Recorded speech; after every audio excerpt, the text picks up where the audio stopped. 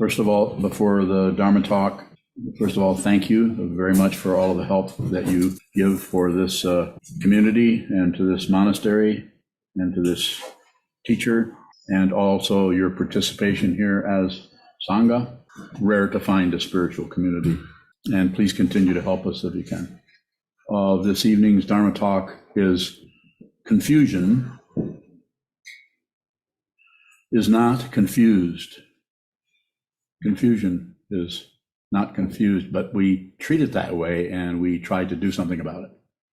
My recommendation is that you observe the confusion, because if you endeavor to fix, repair, change, shift, move around, coat it over with something or cover it up, that you actually miss what it actually is because you're running away from what you think it is. And it is not separate from you. It is also not the same as you. If you can see that confusion itself is not confused. If you see confusion clearly, completely clearly, this is wisdom, then it is not an object.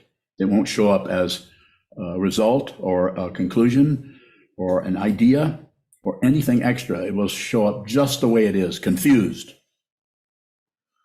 Good luck with that. And when I mean that, I'm not just joking, I'm saying this takes a lot of work. If you need a reminder, I can give you a very simple reference point, the First Noble Truth. Life is suffering. It is not nihilism, it's truth. Look around, see, smell, taste, hear, feel what is happening in the sense fields, including the mind, and do nothing with them. Don't push them aside. Don't fluff them up. Don't blame anyone. Seems that in order to see this clearly and see that this actually is wisdom or is just this, just as it is, there isn't anything else around it. That's an illusion.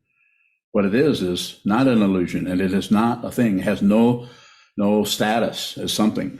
If it does, then it's just more relative truth, and it will appear and go away, much to our dismay. No rhyme intended. The fancy name for that is Vinyapti Matrata. This is just a way of working with it. There are other ways. Consciousness only. You could say manifestation only. You could say, as the banner at the back says, over the Doan's seat, perception only. It's just that. There is nothing being perceived, and there is no perceiver. But it won't seem that way, because that is a conclusion or an idea or speculation or judgment or an evaluation, and that's gone. You don't get that. Consciousness doesn't need a support from anything or anybody.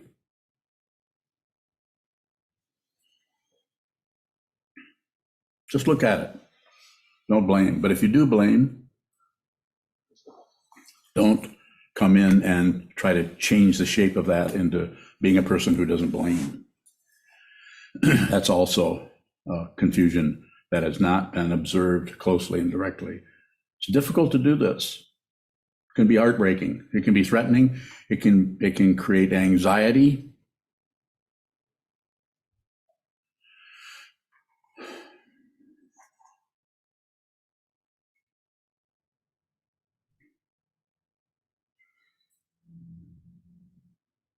There won't be any, if you're looking at the confusion, you will not, and you're actually doing this, you will not get a pat on the back, or you will not get an aha. There are some ahas leading up to awakening, but they are not awakening. And as has been said way before I got here, confusion is wisdom, and wisdom is confusion, yet they're not the same. And the path leading to that is one stumble, one fall, one disappointment after another, until we finally see what this is, which may be quite disappointing also.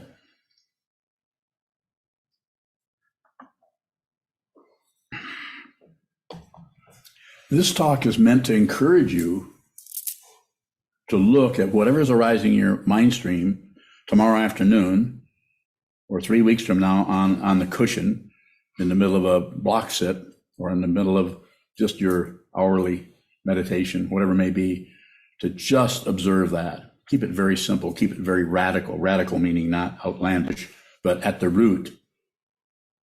Go to the root of it. Can you find the root? Maybe not, but to look in that direction, you won't see any. If you're looking at that direction, all you see is just darkness, more than likely. It's like trying to look at a tree and then look at the root of the tree. You can only do that if you're in a movie somewhere. Who was it? Lucy, the movie Lucy. She was going through all of her stages there. She would look at trees and then she would look down at the ground and she would see all the roots. It was a movie. That won't happen.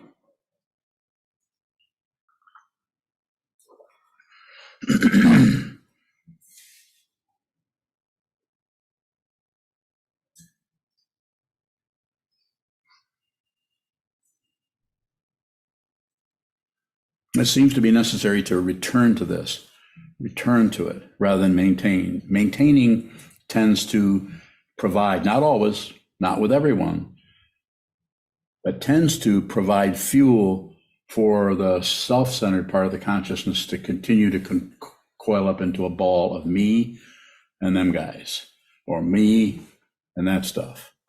Me, me, me, me, me. So that will come apart, not so much if you pull on it or push it down or try to be egoless or try to see that that's an illusion. Not that you might not use that wording, that it is an illusion. But the warfare just creates more. So don't do that. Just receive, just observe this. Observe what's happening in the mind, just like we were doing a few minutes ago. Just observe what moves. Whatever shows up, watch it. Whatever goes away, watch it leave. Watch it come back. Watch it change this way, that way, and just observe. What you're doing there is you slowly are changing your allegiance over from the grasping, rejecting, shutting down dynamics of materialism, spiritual materialism, psychological materialism, materialism, just grasping at stuff, either in the mind stream or down the hallway in your house, out in your garage, out on the lawn, talking to the neighbors. Grasping, rejecting, shutting down gives the illusion that there is a grasper and something to be dealt with over here or over there. This has been going on. This landslide has been going on since beginningless time. And you don't have to agree with it. You don't have to go against it, and you don't have to ignore it. Don't do any of those things.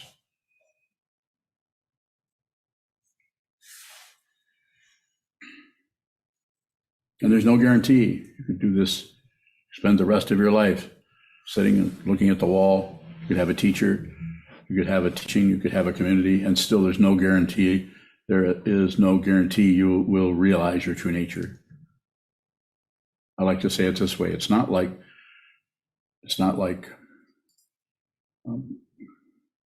creating awakening or enlightenment. It's like you just stop covering that up.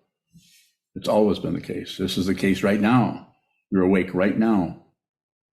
Nothing sleeps anywhere. Don't believe anything I say. You hear me say this over and over again, because not that you will, but this is not about believing things, nor is it about disbelieving things, and it's not certainly not about ignoring anything. We need to really look very closely, using this mind training, using this incredible discipline that comes down to us from the Buddha, down through all of the lineage holders, down through the centuries, going in all different directions and countries and cultures. And here we are in this situation, in this particular monastery, which we have a Soto altar and we have a Kagyu shrine. So it's a little bit of a hybrid in terms of learning and teaching. There's no right way to do this. There's no wrong way to do this.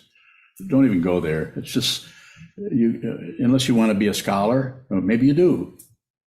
Maybe you want to be. Maybe you should be doing that rather than this.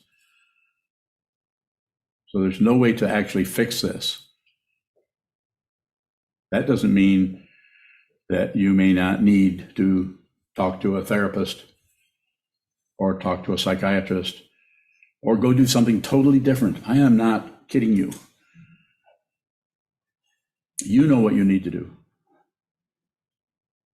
Really look at this. You'll know whether you need to sit and face the wall once or twice a day for the rest of your life.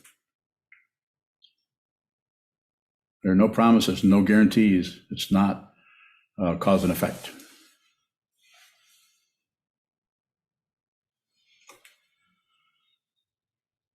Confusion is not confused, because there is no one there. There's just a confusion. And even that, if you look at it and there isn't anything there, if you really receive what that is, then the receiver part of it starts to come apart. And what is being received, or the so-called objectivity of that comes apart. And if the ego mind is still wandering around there in space, trying to come together and get some kind of a credential for I'm somebody going somewhere, I'm going to run away from this, or I'm going to join that, or I'm going to stop, gonna, or as I should say, going to. Awareness. It's about awareness. It's not about fixing, correcting, being right, being wrong. If you have questions, please bring them this way. Mozuku bowing. If you're looking at something that looks like confusion, and if it were to show up as unreal, what difference would that make? Would you necessarily stop fighting with it? Well, you probably would. If you saw that there was confusion and you could see that it didn't have what's the common image? It doesn't have a leg to stand on. You can't support it. It's just chaos, just a whirlwind in the mind stream. Don't accept it. Don't accept anything. Don't reject it. Don't reject anything. And don't ignore anything. And what three things I've just mentioned there, it's just about impossible to do that. But the endeavor to do that is what trains the mind to see clearly. You have to look at the confusion. No matter how disgusting, how scary, how anxiety producing, just observe. Just observe. More, please. Bowing, you've said that you might get angry at something, or I'm angry now. Nothing goes away. Nothing has to change. You have to see it. I keep using the word see, but I might as well use the word hear. You have to hear this. You have to hear it. You have to smell it, taste it, feel it. You have to feel it. Not some kind of romantic crap like that. That could come along, but that won't last. But the kind of feeling I'm talking about never goes away, because it never appears. If it appears, it's going down. The human form appears, and it's coming apart, going down, dying. But who you actually are can't die, because it has not appeared as a thing or an entity, or has no status as a thing or a person. More? Bowing, if you get angry at, or something shows up and you see that it's unreal, but you're angry, is that different from fighting with an illusion? Yeah, there's some difference there, because you're not fighting with it. Oh, you mean that's all you do? It's just don't fight with it. More. You're getting warm there, but it's about ready to burn out. Bowing, Yes. what is anger if you're not fighting with something? The anger is self-existing. Anger just comes up. We don't know where it comes from. We don't need to know. You don't need to find the source of a volcano to run away. You don't need to get away from. You don't need to see where that's coming from. You don't need to be that nosy about dependent origination. Just see what this is. Just this, just this. You see it on the wall. You see it looking here. You see it looking in the mirror. You see it looking at others. It's just this. And if anger comes up because it's triggered by this or that, just receive. You don't necessarily have to produce a shaking fist or a club. You may have to actually react to some of that material for a while. But if you're training your mind, then it's about awareness. It's not about having good behavior. Stop that crap. This doesn't mean you shouldn't read Atisha 7 Points of Mind Training and follow some of those slogans that tell you how to be a nicer person, or listening to Dalai Lama, who says Buddhism is being friendly, friendliness, kindness. Of course it is. But that needs to start here. Not out there. At the same time I'm saying that, out there and in here are not two different things. You may need to work with that out there. Some people need to be out there in the world constantly helping other people all the time. Should they be? Of course they should. And others need to be more looking at, focused on, or emphasizing just this interior observation. My idea there would be that you should do both. It's situational. Sometimes you're out in the world, you're at the grocery store, and you're kind to other people, respectful, even when they're not so kind to you. And when that lack of kindness comes up in yourself, the kindness needs to come out of the consciousness itself. You need to just receive that. No one's to blame. A traditional saying in Buddhism is all dharmas are without blame. If someone is to blame, then we might as well just get some transcendental attorneys. They make those? Don't know. And I'm not doing away with attorneys. We live in a vast world of complicated relative truth that billions, not exaggerating, you know that, are running the whole world by the right lever, the wrong lever, what to move, what not to move, what to put in jail, what to let free. Constant. Very few people have any really powerful mind training to look at the fundamental nature of this. I say, don't go to war, don't go to peace. You really don't have any say-so out of that, in that. But by looking at that and putting a little lunge line or tether on that, you see that you really can't stop doing that. That's awareness. This over here, you really can't stop going to peace. That's awareness. And what is that tuning you into? The nature of dependent origination as it shows up in its individuated form of this activity, that activity, this activity. You have to see it. If you see it,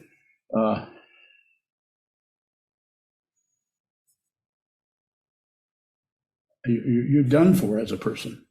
You'll still manifest as a person. You'll still answer to your name, and you'll help people when you can, and you'll try to protect yourself from dangerous situations. But it's just no longer very complicated for you, because it's not a big world of otherness anymore. It's just this.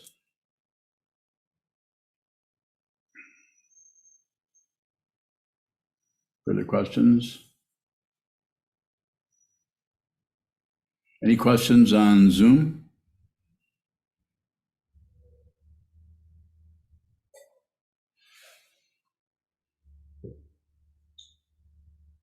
Mozuku bowing. So if anger can show up and you might even produce out of it, is the not going to war just it not being personal?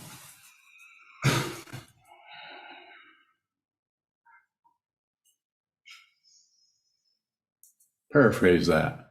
Say the same thing, use different words, not a different language. I know you know some Chinese. Go ahead. I want to know, so you might get angry and you might even produce out of that, it sounds like? Yes, but it's about awareness. It's not about acting a certain way. You may find yourself, just as the Post-it notes that are trailing alongside your mind stream, as you're endeavoring to be aware of what this is, there might be all kinds of things coming along with you that might show up as a success, or you find that you're not arguing with people as much. Or maybe you're not blaming, but you can actually see when you look at somebody, 10 years ago or 3 years ago, you would see that, you would just see their aggression, their anger, and their disturbance. And now, because you've been looking at your own mind and not fighting with yourself, you're actually seeing not only that, but you're seeing behind it. You see right through it. You see that they're so terrified that they don't know how to get out of that suffering other than to blame others or attack others. And I'm one of them. I've not changed. There's changes have happened, but no one changed. If someone has changed, that won't last. Death comes without warning. Excuse me, this body will be a corpse. That's just realism. It's not nihilism. It's just real. More. So how's that not going to war?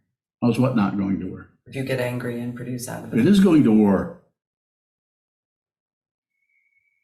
It is going to war. What did I just say? It's not about, even though I say don't go to war, don't go to peace, I know you can't do that. But if I tell you that, then it's a spiritual path, because then the intention is to see beyond that, see what that fundamentally is.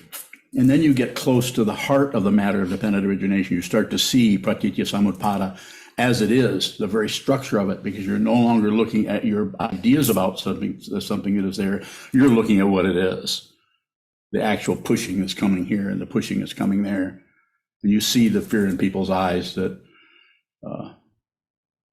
3 years ago might have looked just like rage.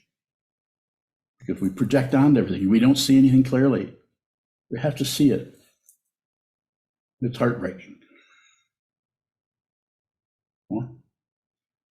So the rage, I'm not saying that the rage may boil up and may not go very far, but it just about has to come up, because you're no longer a separate being.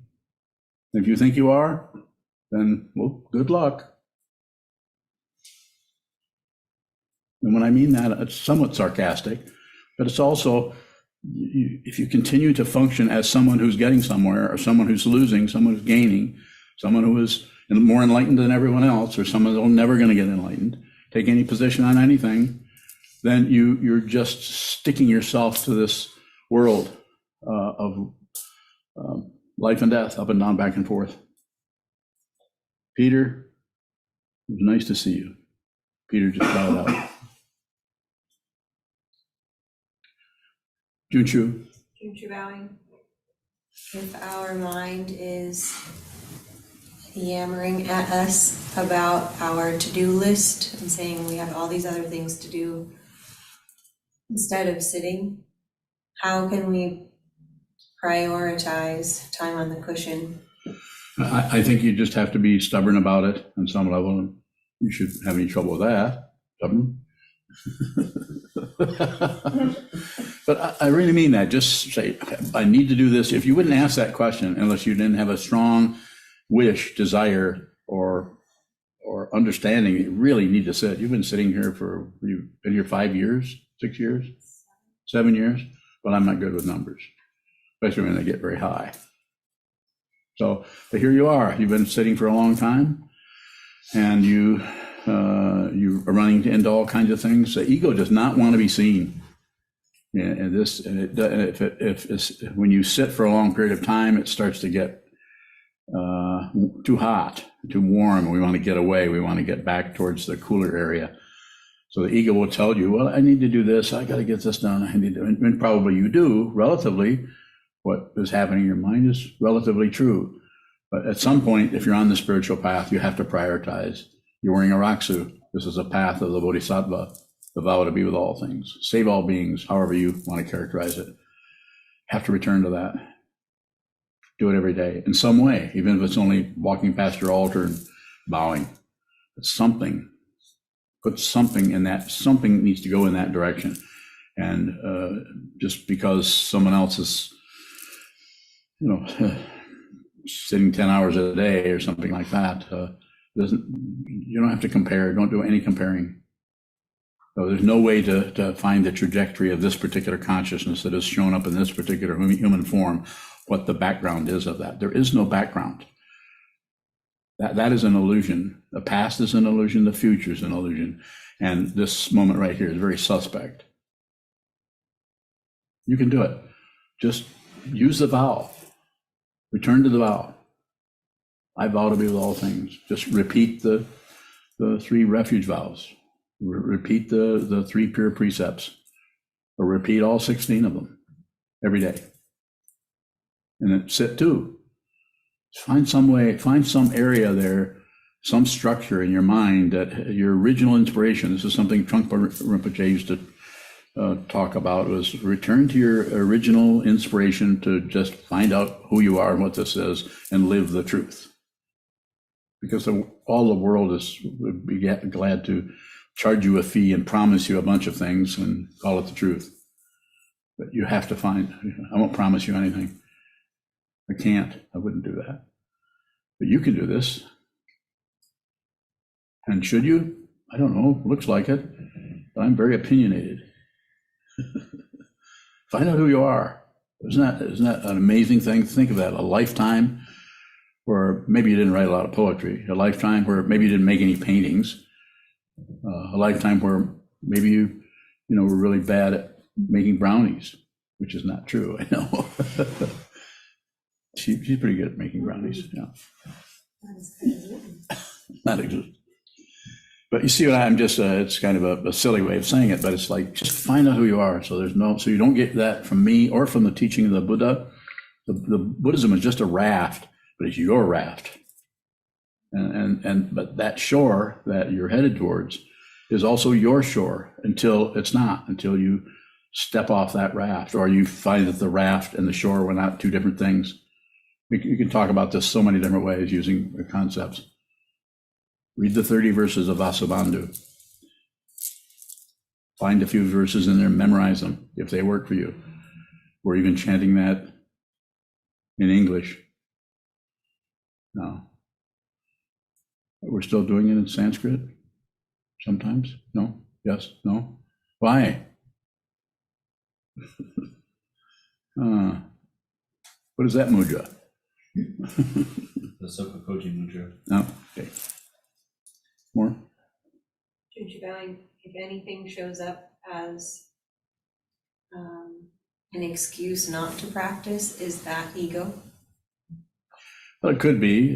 Hesitate to set up a standard so that anything that shows up, you don't really look at it. So don't particularly set up a standard. It may be a very valid thing that you need to do in terms of your life and what's coming up next and what your job situation is like, relationship or family or the Sangha, whatever. So should always look at everything just fresh rather than looking at it as a reason to practice or not practice, but just set up some kind of a schedule using the clock. Time to sit. You can do that. This is why block sitting, if people practice block sitting, works so well as a really strong practice. You sit, the instruction is you sit down, you strike the bell, and you sit there for 4 hours. And when at the end of the 4 hours, you strike the bell again. And if you get up and move and go out to the kitchen or go to the bathroom or go out in the backyard or in the garden or just get up and don't even come back to sit. You always come back to strike that bell. Always be aware of the form. Ding, 4 hours later, ding, ding. And what you do in that area is movement. The movement that I recommend is sit still and watch what moves in the mind. But if your body-mind complex is so opposed to each other, if the mind thinks it's different than the body, then you will tend to get up and leave and you'll be too antsy to sit there. You go somewhere else. You should respect that confusion. That's the confusion that is wisdom. That is wisdom, if you don't do anything with it. And when I say don't do anything with it, I don't mean ignore it. So you may have to, in that situation, you may have to get up for 10 minutes and it needs to be you. You need to be the authority, not some guy in a robe. You might have a robe, you may not. And I'm not saying that just because I'm a guy in a robe, you couldn't listen to me. You should consider what I'm saying, but don't believe it and don't obey it. Observe it. Much simpler, much less macho, and much more respectful of everybody's consciousness and everybody's karma. The karma that I bring into this situation is outlandish. I don't even want to talk about it. I'm amazed that this consciousness is even here. And so you can do that. Do a little bit. Do a block sit once or twice a week. Forget about the daily sitting. That would be another way of working with it. Don't badger yourself with it. But when you do sit there for 4 hours. And if you get up after 45 minutes and go do something, no comment on that. No hard time about it. There's nothing to live up to there. The only way you can fail at block sitting is not to do it. But if you start it, hit a bell and sit there for 2 minutes and get up and go do something else for 3 hours and what it would be, 45 minutes? No, you come back and sit for another 14 minutes. How's the math? Okay. All right. See, I like to say that, yeah, but I'm not going to go there. Numbers. You follow me a little bit? Yeah. So it's about the intention to do that, not about a success story. But the way people teach is much different. You know, you had a question for Nenzen last night with her talk, where she works with the idea of intention differently. Not incorrect, just different ways of talking about the same thing. More? If it looks like the ego is getting in the way of practice by saying we're not getting anywhere or we have other things to do, it feels like sometimes it feels like practicing would be fighting with the ego. Is there a way to work with it that's not fighting with it? Yeah, have the form, set up the form, strike the gong, and then 4 hours later end, or an hour later, however you're working with it. And then your intention, you wouldn't ask this question, your intention is very powerful. You have a very powerful intention to train your mind. And you've been doing it for years. But we've been here forever. We can't even measure how long consciousness has been showing up in these human forms. So here we are. You're hearing this teaching, and you have you're free and well favored. You're free enough to come to a meeting like this. We're not living in a country or in a situation where you're tied up or held captive, and you're well favored in that a little bit of what I'm saying is making some sense to you, connecting with you on some fundamental level that looks like it might be a good idea to train your mind. So I just say, you can't fail at it. There's no failure, but just keep returning to it. Keep coming back and return to that form, return to the vow. Look at your Rocksu, look at what it says. Read the 16 precepts. Or not, or do something else. Or read teach the 7 points of mind training. Maybe there's something there that would resonate with your dynamics more so than what I've just been saying. Further question? Thank you for the questions. Other questions? Anyone on Zoom? Eric Bowling. Go ahead, Eric. What do we do when confusion shows up as fear and you feel it more than when you can't see it, but you kind of feel it and you can't move forward? Are you may I ask this, are you talking about fear that shows up when you're on the cushion doing Shikantaza mind training, or fear that shows up at the kitchen table or at your workplace or in your community? Yeah, in the community or in the workplace, because it seems like I can work with my confusion, against the wall a little easier, but then in the world it shows up as a more fear. And I wasn't sure. It seems like it's harder to work with out in the community. And I guess I was wondering if there's a way to deal with that. Yes. Eric Bowling. Yes, sir. Thank you for the question. So what's showing up over here is, first, I think I need to ask you, how much sitting do you do facing a wall? If you don't mind sharing that. Don't say not enough, please. A few times a week. Well, let's start right there. Let's get that up a little bit so you have a little bit of a basis for the consciousness to deal with the forms that show up like fear in your so-called post-meditation. So first of all, try to get that up. At least do, depending on your family life situation, you might want to do some block sitting. I highly recommend that, just because that last couple of hours really starts to go into the lower strata of the ego, the structure we call ego or self or imaginary self. And then the other thing you can do is in post meditation, your everyday situation at work, is you can stay. When I say stay, I don't mean maintain, but I'm saying stay in the senses. So, and one of the ways to stay in the senses without clamping down on one and creating some kind of a meditative personality, but to just go from the sense of touch, how your clothing feels, and don't stay there long. Just go to the sense of touch, and then go to the sense of sight. You can do it very simply. You can register colors. You could just say the color red. If you see something red, you might say that, or you might just be able to look at the color red without knowing what it is. That's what eventually will show up if you continue to do alternating sense awareness practice. The first 5 sense fields don't think. The thinking mind takes care of that. It comes in and disrupts all of the reception that's going on there and makes comments on what you see, what you smell, what you taste, what you touch, what you hear, and on and on. And this is where the labyrinth of the self-centeredness is very confusing. So I would say, if it's a situation that you're in where you're talking with a coworker or your partner or something like that, you could still listen to them. You might be able to listen even better if you're also have a couple of other of the senses that are also on receive, like the sense of touch, your weight on a chair, how you feel sitting in a chair, how your clothes feel,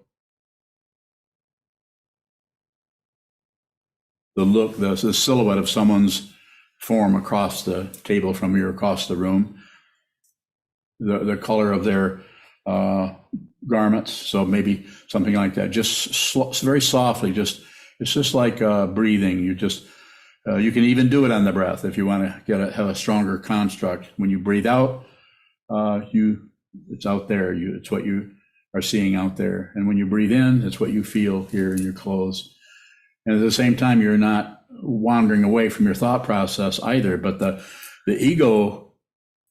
ego-controlled thought processes, you need to give them some company so that they don't just run away with your mind stream into some kind of trying to terrorize yourself into being a stronger person or being, or ego for that matter. So just, you won't be able to do this very well unless you're doing a lot of sitting meditation, because you can't really do it. You can't really figure this out. You can't do it with the mind stream as thinking, but you can do it as just receiving. Just receive the sense of seeing objects you're looking at, feelings of how it feels to sit on a chair. It could be sound that could be coming and going. And you can even do that with a thought process, but it takes some time to do that, to just receive it without adding on a bunch of commentary or having a book report on everything that shows up in your mind. So I would say 2 things, Eric. One, sit more. And the other thing is possibly do that alternating sense. If you find yourself in a state of fear, don't get rid of the fear. Feel the fear. That could be one of them. And then go from that sense of fear, which is arising in the mind stream, and maybe fear of the unknown, or just solid block of anxiety or terror even. And then don't get rid of it, but include something else with it that is also just very simply something you're receiving. And that will allow you to receive the fear, because you're actually including something else, like a sound, or like the color of something, or the texture of carpeting, or the amount of space in the room around the objects in the room. It depends on if you're more visual or more auditory. One might work a little bit better than the other, so you may not feel so alone with it. Okay. Thank you so much, Sokuzan. Eric bowing. Thank you for the question. Is there have some time if there are any further questions? Oh, David bowing. Naveed. You sometimes use the word his consciousness or her consciousness or your consciousness. What is this individual consciousness that you're talking about, bowing? No, just right. Naveed is, you're thinking up this to ask this question, and Sokuzan's over here. So it's the appearance of individuality. So we don't need to get rid of something that is unreal. But if you try to push it away because it's unreal, then that's a different understanding of unreal. Whereas the kind of unreal that I am endeavoring to talk about here is anything that looks substantial that arises in front of us is an illusion. And so her consciousness, his consciousness, there's an alignment with your body or my body, but these are also unreal. The hands are unreal. They look real because we've been waking up, in my case, for 80 plus years, 82 years, 82 and a half years, kind of getting used to how my hands look. They seem real to me. But are they? Find out. Did I get close to what you're looking for? Navid bowing. Yes. Is that consciousness different from the consciousness that we all arise in? No, it's differentiated because it shows up in this body form and that body form.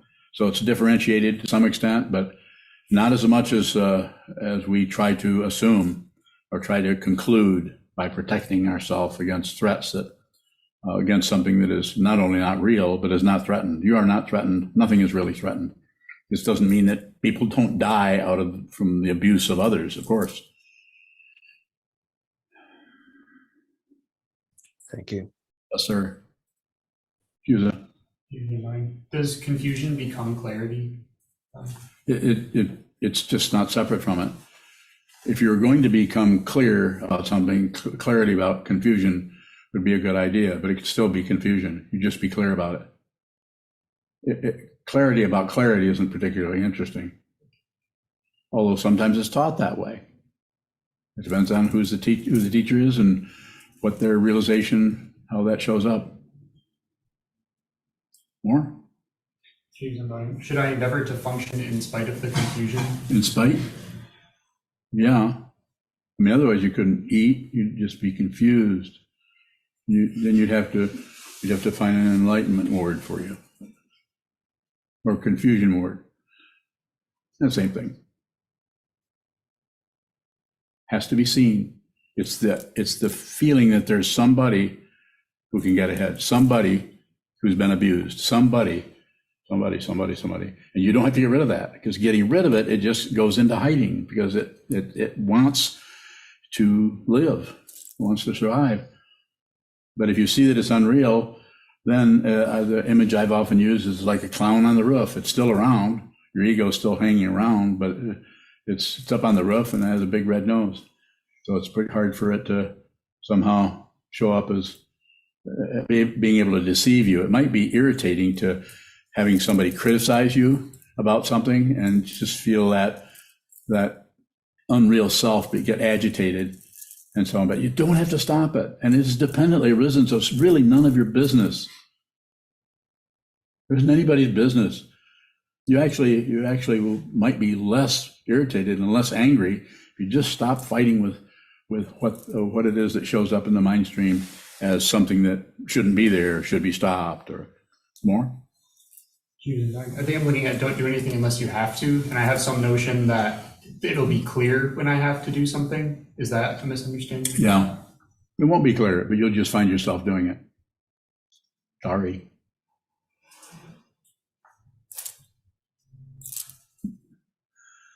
You cannot figure this out. You cannot find a way. Oh yeah, well this will be clear if I do this. I can't give you that. I won't give you that. I won't give you that. I won't give you any hope. Hope is useless. A lot of energy spent on hoping for something else. How about this right here? This right here. This is where you're at. Your butt is on a cushion. You're in monk's robes. See the truth yourself by doing what? Looking at the confusion. If you do anything with the confusion, you make the slightest, what is it, hair's breadth deviation, as it says in, what is that, Hokyozanmai? Probably one of those famous texts. I can't remember which is which. But if you make the slightest deviation, then you leave the fundamental nature of what's in front of you, which is not separate. And it appears as confusion, but it's wisdom. Don't give up. Keep looking at it. Continue. Return to that. Don't maintain it, because then it starts to show up as a artifice, kind of a structure that you're actually, it's like a little thing you've got. You've accomplished this. Don't do that. Have a willingness to let the whole thing fall apart. Just return to it. Return to it. Return to it. Just like when we return to the wall. Just return. Buddha, just return. Awake. There will be no credential. It won't feel like you're awake. If it feels like you're awake, it won't last. Geez, annoying. If I actually see what this is, will it look like more confusion? Sure. You got a lot of work to do. Didn't you receive the Bodhisattva vow? Yeah. Just getting started.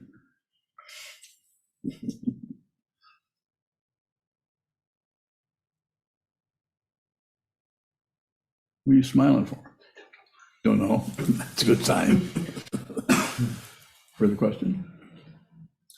And when I say that, there's no way to know. I mean, I could go the other way with that. There's no way to know. You can't find any guidelines for this. There are no maps.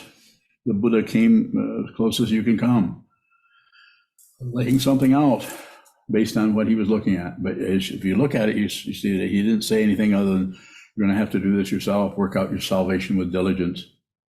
That's what we're doing. Yes. When you're bowing, what is confusion? Wisdom. When you're bowing, so when apparent something occurs, do we name it wisdom or confusion? Confusion. Keep going. What if there is no name? Wisdom.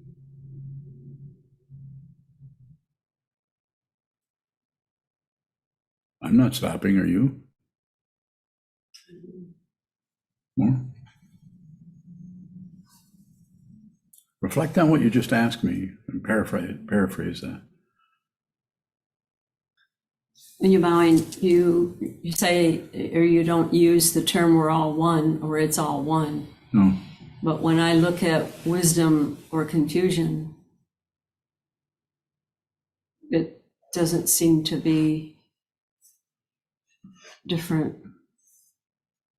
except with the concept. Okay. I don't see any problem. But sometimes there seems to be attendant emotions that come up with it that tip it one way or the other. What is that? That's awareness. Nothing happened. It's awareness. And what you saw happening is an illusion. It is unreal. That doesn't mean it's going to stop, doesn't need to stop.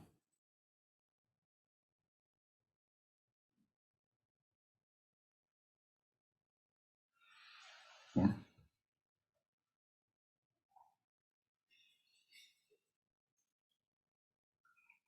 When you're bowing, what makes something an illusion? Bowing. That's pretty puzzling. Let me think about it a minute. What makes it an illusion?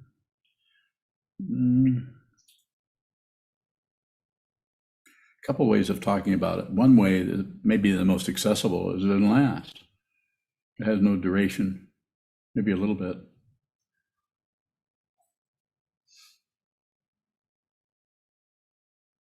It's fundamentally the structure that is addressed with Vasubandhu addresses in the 30 verses is that there's no perceiver and there's nothing perceived, and it's just perception only or consciousness only, or whatever is showing up as a somebody in this body-mind complex, and whatever is showing up as other, either the other out there in the world, other people or bridges and lampposts and trees, or in the mind, thoughts, emotions, feelings, memories, memories of this, memories of a dream, memories of something that actually occurred. Not much different than each other. So it's unreal. It's there. It's like the example I always use is like a scary movie. You can watch the scary movie and you know it's unreal, so you don't really have to be so afraid, even though you are afraid. So we call that entertainment, because it triggers our fear area there, but we know we're really not threatened. So then we kind of enjoy the scary movie, although you don't like those. Why not? Seem real? What is real? Find out. Find out. You'll know. It has no status. Consciousness. That area I'm always pointing out, the alligator in the kitchen. I think it's a purple alligator these days, right? I created that years and years ago, still there. Is there an actual alligator there? No. So is that real or unreal?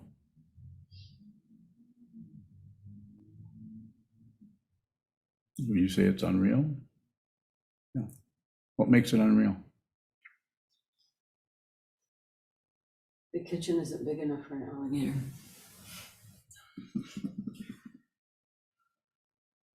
Marty pants.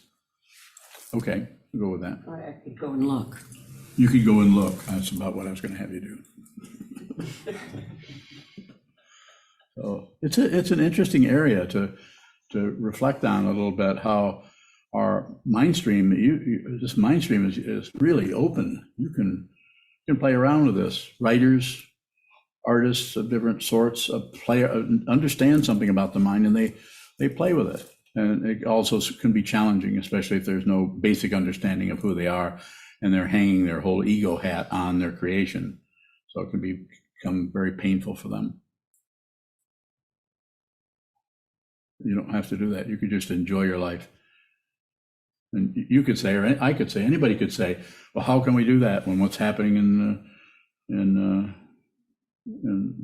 the Gaza Strip, or what's happening in Ukraine, or anywhere, what's happening on the streets of Philadelphia, where everybody's taking fentanyl, and they all look like, they don't even look as good as zombies. Zombies at least are standing upright in the movies. It's pretty much a mess. Life is suffering. Look what we're doing here. We're endeavoring to find a way to see who this is, who everyone else is, and what is a fundamental way that we can work with this, where we respect other people's confusion and we respect their awakening, and we help them. We help ourselves as much as we can. We help and support others without particularly controlling them. Not going to be comfortable. You get close to me, you're not going to get more comfortable. Isn't that true? Yeah, I might just bite your head off. You can just stay back. What are you laughing at? No. So what am I saying? I'm saying it's not that I'm going to deliberately, but just interacting with anyone, and interacting with someone who is no longer operating in the same way that the world is operating, might seem totally jolly and happy and fine to be around for a while, but you bring some of your bologna sandwiches in the room and they might get ground into the dirt. That doesn't mean I'm deliberately trying to be mean to you. As a teacher, my first teacher, Chogyam Trungpa Rinpoche, said in, I don't know whether he said it in Myth of Freedom, but somewhere, the function of the teacher, and he said the guru, which is Sanskrit for teacher, is to insult you. So, and of course, well, why wouldn't it? I mean, you're loaded with your self-centeredness, your ego, and your belief in you're right and everybody else is wrong, or however it may show up for you. And getting around someone who's spent their life looking at that illusion, it's unlikely they're going to disrespect your confusion by going to war with you, but not necessarily believe in your belief about yourself as a separate individual being who knows this and doesn't know that. Go ahead. Shoto bowing. Is the way that the teacher insults us different than someone just picking on us? Bowing. Yeah, because the teacher isn't even doing anything.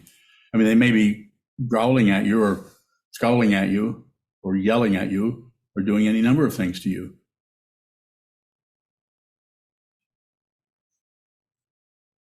More? But, Shoto but, bowing.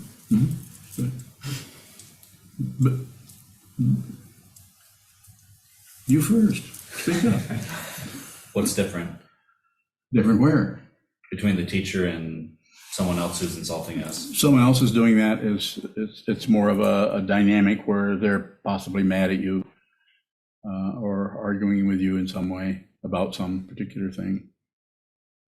You know, what you should have done, you expected them to do this, they didn't do it, so now you're upset, or they make a story about it. But the teaching person, if you wanted to say it very bluntly, the teacher doesn't see anybody else but this. Doesn't see another person. But if you think you're a separate person, then you're going to get a dose of what that teacher has to teach if you give them permission. I'm not saying there aren't teachers that don't try to teach without permission. I don't. More in that area if you have it. Shoto bowing. Yes, yes, sir.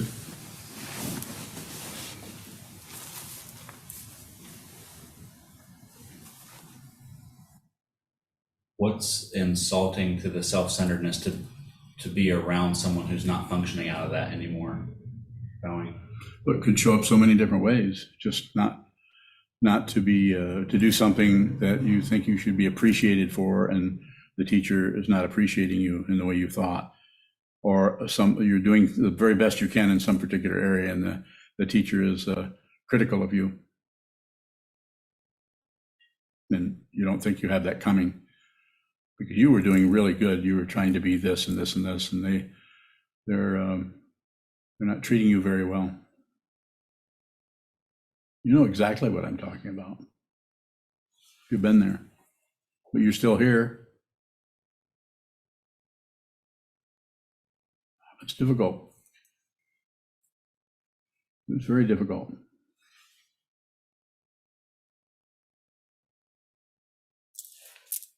Mr. Bowing, is seeing the truth the same as seeing our ego?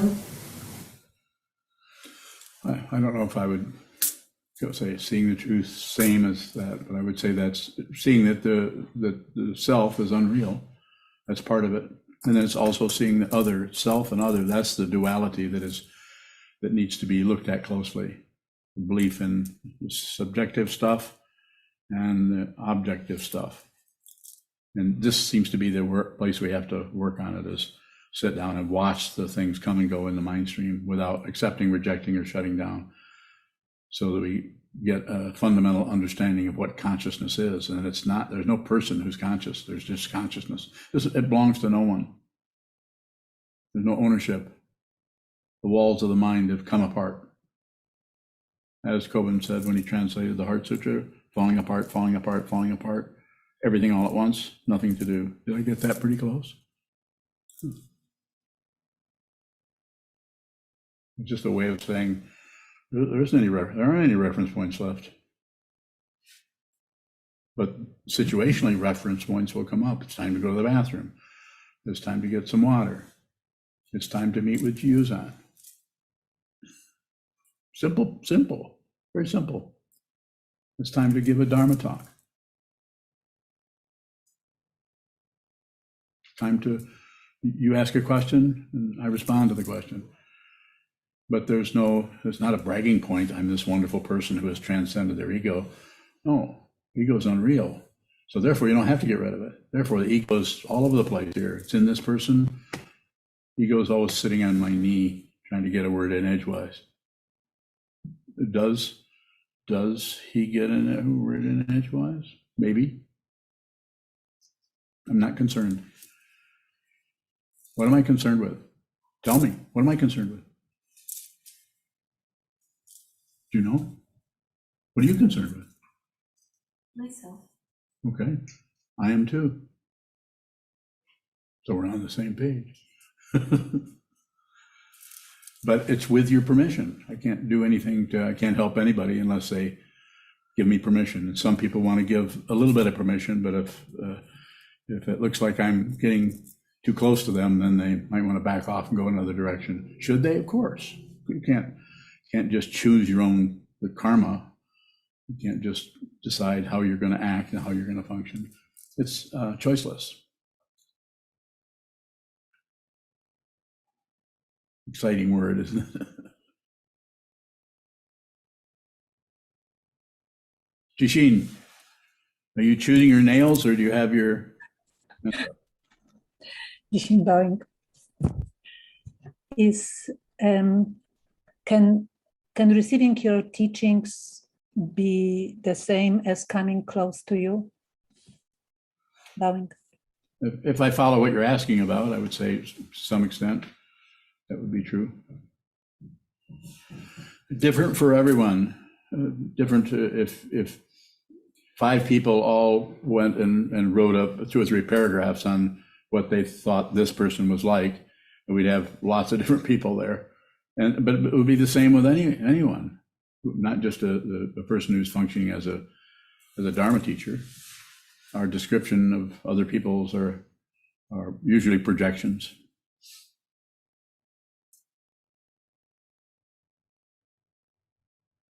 Quite a bit of the time. Yes, Senchu. Senchu bowing. If you see mind only or perception only, is that mind, is the mind or the perception, does it feel personal? Both personal and impersonal at the same time.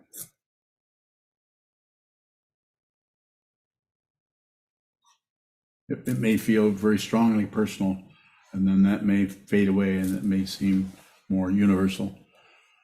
You're no longer interested in using any reference points to maintain anything. So therefore, things are just moving this way and that way, while ultimately nothing is even happening. That's an illusion. The things get bigger, get smaller. They grow up, they fall down. They turn red, they turn blue, they turn purple. Impermanence. But nothing actually happens.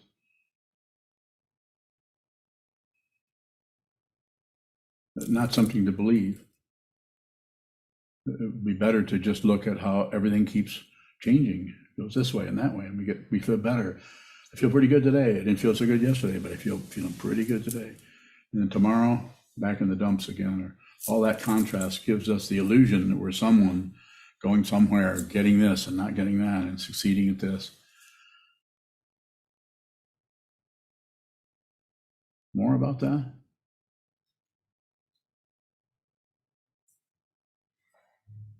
Not right now. Good question. I'd love if you want to go further with that.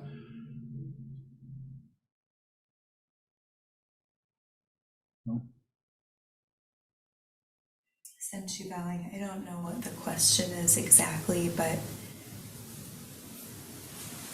the mind that's showing up or the perception that's showing up, does it still feel like it is coming together as an individual? Yes. But you also realize it's unreal. So you don't have to stop it. You don't have to believe it. You don't have to start it. You don't have to join it. You don't have to refuse it. You don't have to do anything with it. Just whatever shows up, that's it. And it's going to show up in all the sense fields and various levels, including the mind. More? Could take a final question from anywhere at all, out in space or inner space or outer space. Or not. Mahesh Bowen. Ash. So when we ask you questions, the answers seem to come very quick immediately. but let's say if I ask you some math problem or something, you can take time to think. So what is the difference between these two? Like, how come like the questions on spirituality or general things about ego, they just come very quickly? What happens inside you, Bowing? First of all, I'm very delighted it's not an equation. Because I don't, I'm not saying I couldn't do something very simple, but it's just a matter of calculating, figuring, and going through a certain kind of, what is it, the fancy word is algorithm, to try to come up with some kind of a solution. And some people are very good at that. I would presume, from talking to you a little bit over the years, that you're pretty good at that in that area. I am not. So I respond out of what I'm looking at. I don't need to study. If you ask me questions about Dogen, I don't need to study Dogen anymore, anyway, to answer the question, because I know what he's talking about. Does that mean that I have some kind of knowledge? No. No, I know that the fundamental thing that he is pointing at is the nature of reality. That's all. And if you see that, it's not an opinion. It's not an idea. It's not a conclusion. It has no structure to it. It's just this. And so anything you ask me is coming out of your belief in right and wrong, up and down, back and forth, should be, shouldn't be, enlightenment and delusion and all of that. I'm not accusing you of anything. I'm just saying that most people's questions, if you're even in this room, then you may have some questions about this. It's not that everyone here is particularly deluded. But why would you come here? Why come here at all?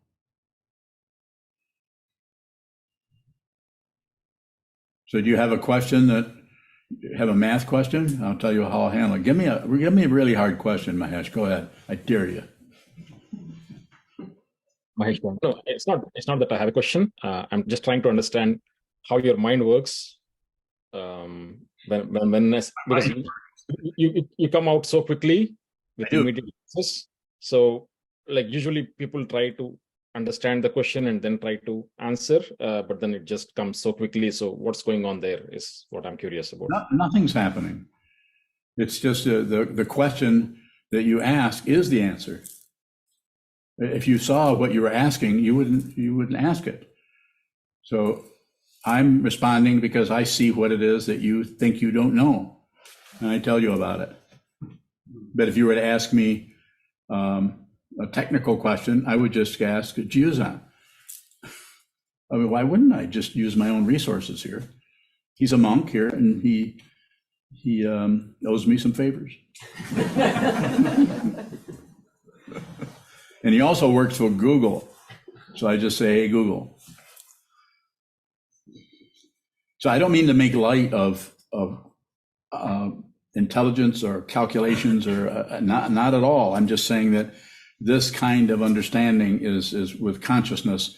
Not that the thinking process is left out, but the thinking process, you could say, is reprioritized so that it's just behind the awareness. One is leading one's life with the awareness. So the ego cannot get any protection or any sustenance or security from being with a human form that knows that this is an illusion. So it can't be threatened. If I walk out of this building and someone comes up and with a knife and wants to rob me, I'm not saying I won't try to protect myself. I'm not crazy. But it's not going to be as frightening, perhaps, as it might have been for me 10, 20 years ago. Because there's more of an understanding about what that is about that it's dependently arisen, that there's no one to blame anywhere. And who this is can't be killed. You can kill the body, but you can't kill what this fundamentally is, consciousness only. Don't believe any of that. Look at it for yourself. See it for yourself. There's nothing to believe. I don't have anything to sell. Don't promise anything. This is not a cult.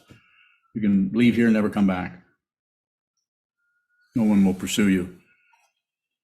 Well, But yeah, it depends. If you take one of our zafus, we're coming after you. Is there a final question from Chisho?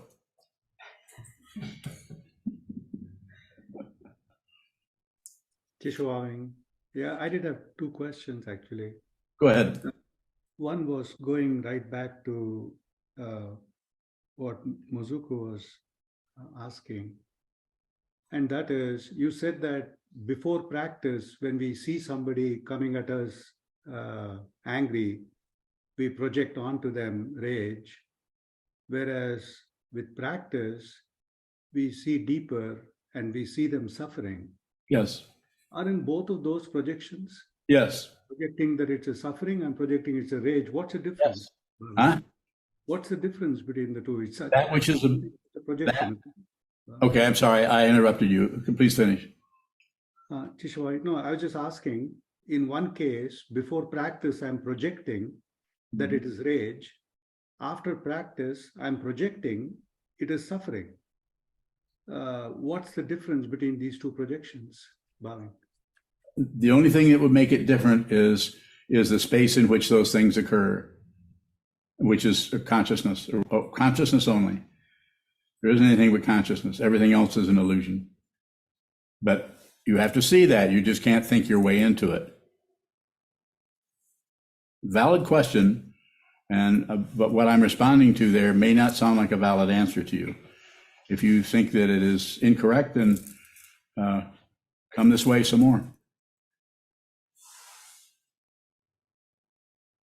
Tishwai, actually, I didn't understand. Sokuzan, you said it's very clear. It's a space that is different. Consciousness. Consciousness is not a thing. So it has no status. Those two things are activities that are happening, and they're happening in the same sky, just different shaped clouds. You actually are working with colors and textures and tones and sounds, coming and going, coming. Just an incredible orchestra of this world. You're working with all of that. In that context, then, what does looking deeper mean? This idea of looking deeper, or looking at the wall and watching what comes and goes and comes and goes, and seeing the nature of that without pushing, pulling, or shutting down, allows us to see deeply what that is and see that it is an illusion. And seeing that it's an illusion, we see that it's illusion that there is a subject or an object.